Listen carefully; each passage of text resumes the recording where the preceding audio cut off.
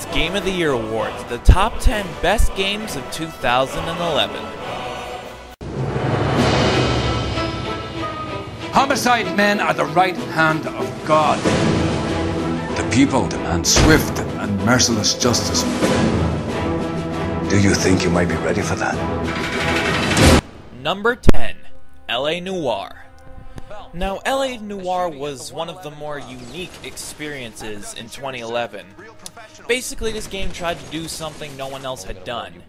It was a detective story in 1940s LA. Think about that. Team Bondi and Rockstar did a fantastic job in the atmosphere of this game. This game, it really feels like it could have been 1940s LA. I mean, the characters, the environments, the style of everything, it definitely screams 1940s. Another thing this game did well was the facial animations. Now, this game used a new kind of facial recognition tech.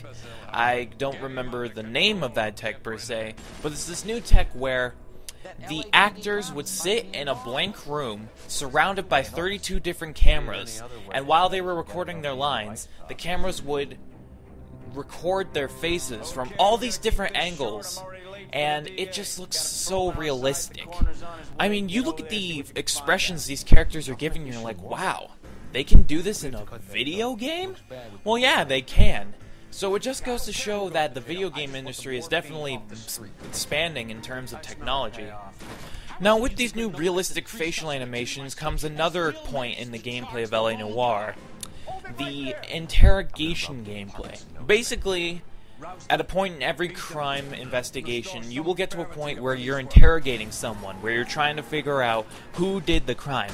Now, you're interrogating these people and you're asking them questions. Now, with the answers they're giving you and the facial expressions they're giving during the interrogation, you need to use those expressions to determine whether they're telling the truth or they're lying. And this brings another great element into the gameplay of LA Noire. You have never seen this in any other game. And it certainly brings a sense of depth to the gameplay. So why isn't it higher on the list? Well, to be painfully honest, the gameplay is the biggest flop in this game. Basically, this is how it goes. You'll drive to the crime scene, you'll ask some questions to some people regarding, the gist of what's happened.